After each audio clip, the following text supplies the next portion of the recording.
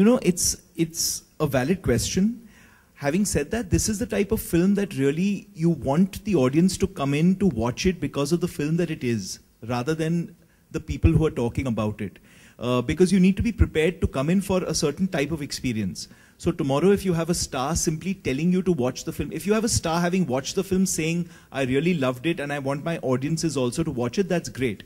But a star campaigner just building off the image of a star and trying to associate that with a film, I don't quite think that's a route that we want to go down. We are having screenings for a lot of friends and colleagues in the industry, and if they like the film, then, I mean, we would be happy if they would speak about it and tweet about it and, spread the word. But to have one single star campaigner might really take away from the essence of what the movie is and become more associated with the image of that star, which is not something that we want. The same, I agree. Sorry? Yes. I've spoken about this earlier. Amir has seen the film and he loves the film. He really, really loved the film. Siddharth, the question is to you. UTV has always size-fits-all approach. And because today you've got so many screens available, it becomes very tempting to go ahead and just release a film very widely.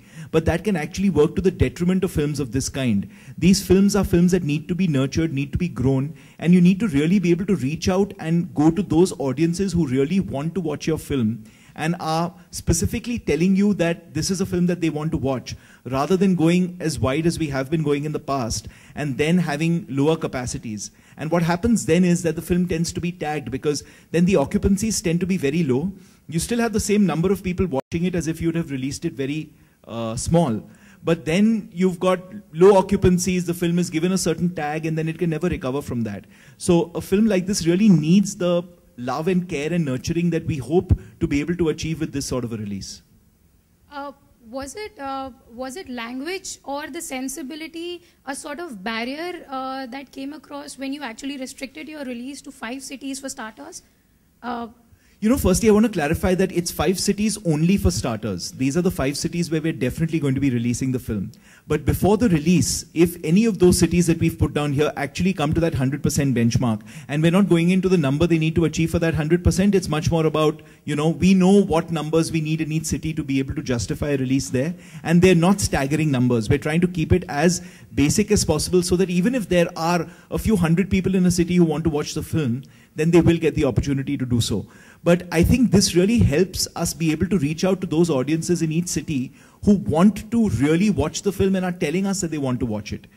So I would say it's a combination of the sensibility of the film, the sort of film it is, the sort of audiences that we know would instinctively react to this film, and therefore we're adopting this approach.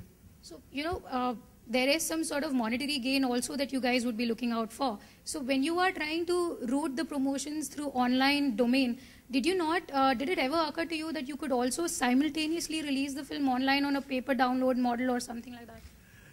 It's a great question. It's something that as an industry we are moving towards, and I think it's happening in the West as well. Unfortunately, the exhibition sector right now does believe that their revenues will be curtailed if you take a film online on the same day and date as it's released in theaters. And therefore, there is an embargo worldwide, and that's not just in India, on a film going on to any other non-theatrical platform simultaneously with a theatrical release.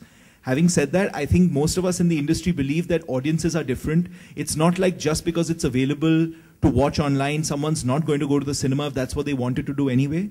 But it's something that will evolve, and we'll have to just get to that stage at some point. I actually do believe that we make our own luck. I think, of course, all kinds of external things help us, but it's our decisions ultimately.